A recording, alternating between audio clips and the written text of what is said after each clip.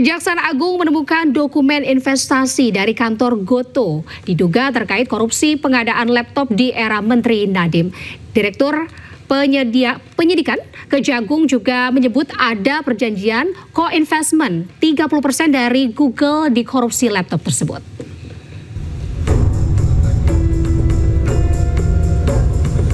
Kejaksaan Agung mengungkap menemukan dokumen terkait investasi saat menggeledah kantor PT Gotoh Gojek Tokopedia Tbk pada 8 Juli 2025 lalu.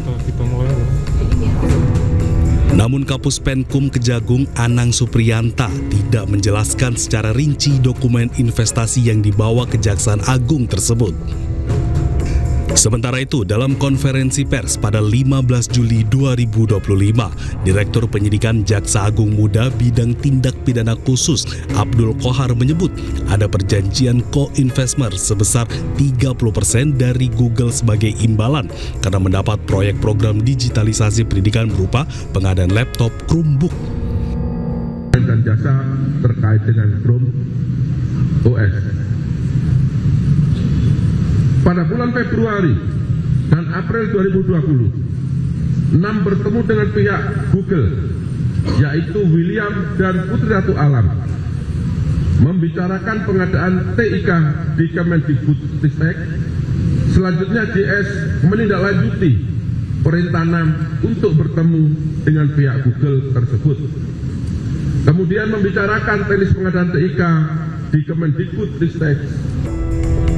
Abdul Qohar juga mengungkap para tersangka membuat grup WhatsApp yang bernama Mas Menteri Core Team. Grup WA tersebut dibuat oleh tersangka Juristan dan Nadiem sebelum jadi menteri membahas pengadaan laptop dalam rangka digitalisasi pendidikan. Pemirsa, Kejaksaan Agung melakukan pemeriksaan terhadap 2 perwakilan, yakni dari Google Indonesia dan Telkom. Mereka dipanggil sebagai saksi terkait kasus dugaan korupsi pengadaan laptop berbasis Chromebook di Kemendikbudristek tahun 2015-2022. Dan ia juga menambahkan hanya pihak Google yang hadir dalam pemanggilan penyidik Jampitsus Kejagung.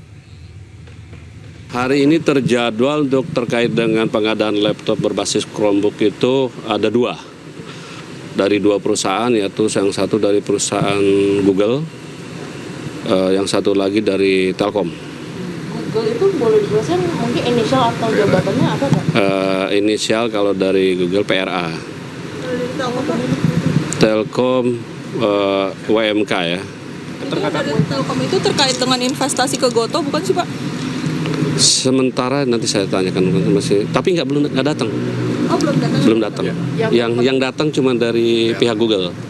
Anda kembali di Ayus Prime, pemirsa. Kejaksaan Agung kembali memeriksa bos Tritex Iwan Kurniawan Lukminto dalam kasus dugaan korupsi pemberian kredit bank.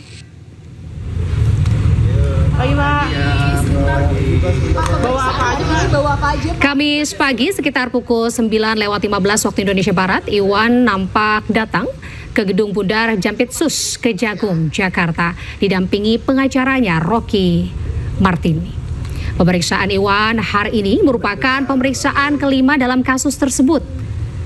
Dalam kasus dugaan korupsi pemberian kredit ke PT Tritex, Kejaksaan telah menetapkan 3 tersangka, yakni Iwan Setiawan Lukminto selaku Dirut PT Tritex 2005-2022, Diki Syahbadinata selaku pimpinan divisi korporasi dan juga komersial PT Bank Pembangunan Daerah Jawa Barat dan Banten tahun 2020, serta Zainuddin Mapa selaku Dirut PT Bank DKI tahun 2020.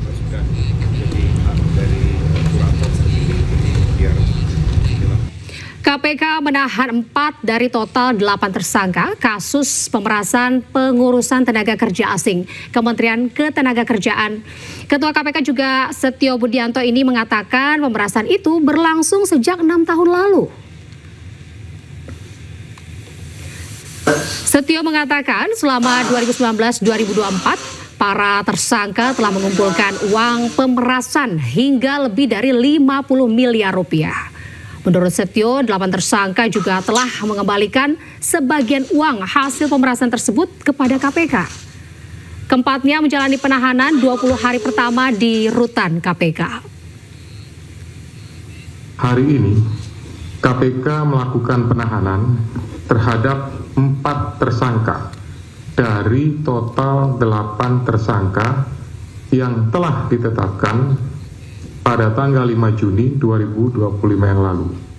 Ya, adapun para tersangkanya yang pertama adalah inisial SH, yang bersangkutan adalah Direktur Jenderal Pembinaan Penempatan Tenaga Kerja dan Perluasan Kesempatan Kerja Inapenta dan PKK Kementerian Ketenagakerjaan tahun 2020 sampai dengan tahun 2023. Yang kedua, HY, yang bersangkutan adalah Direktur Pengendalian Penggunaan Tenaga Kerja Asing atau PPTKA tahun 2019 sampai dengan tahun 2024.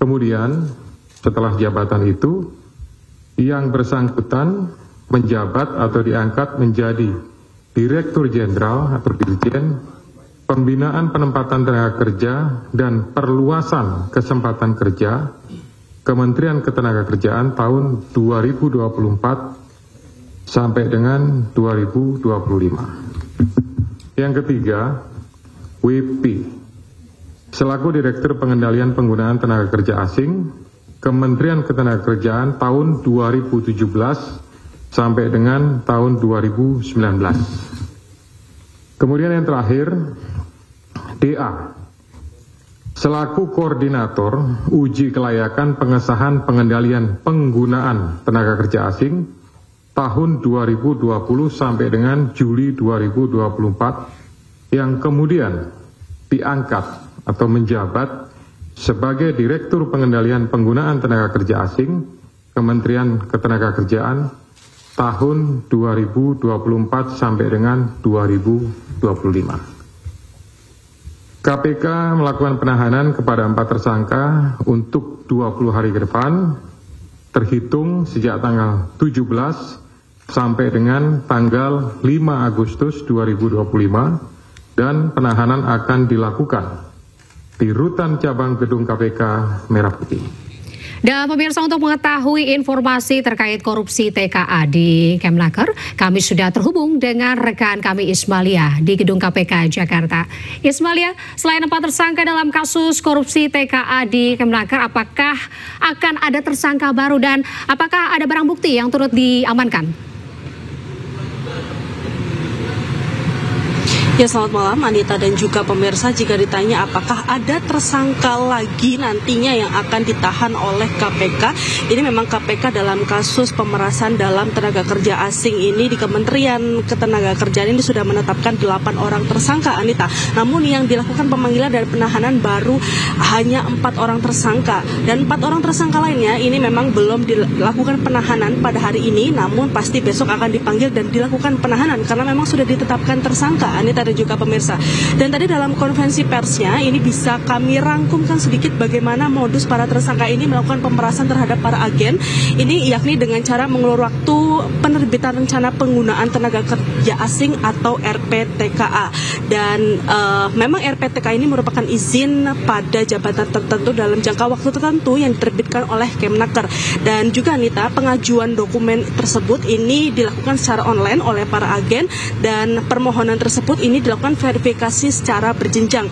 Dan juga nanti dalam proses penerbitan pengesahan RPTKA ini diduga terjadi pemerasan terhadap para agen. Anita dan juga pemirsa, tadi juga tersangka ini nantinya hanya memberitahukan kekurangan berkas kepada pihak pemohon yang sudah pernah menyerahkan sejumlah uang atau yang sudah menjanjikan sejumlah uang setelah RPTKA setelah selesai diterbitkan. Dan nantinya para agen yang tidak dikonfirmasikan mengenai kekurangan dokumen akan mendatangi kantor Kemnaker dan nanti melakukan pertemuan pada terhadap atau oleh para tersangka ini, dan para tersangka ini menawarkan sejumlah bantuan dan meminta uang untuk proses pengesahan dalam proses pengesahan RPTKA tersebut.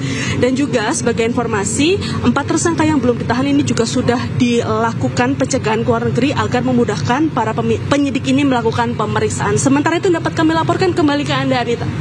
Baik, terima kasih Ismalia melaporkan langsung dari KPK Jakarta. Selamat bertugas kembali.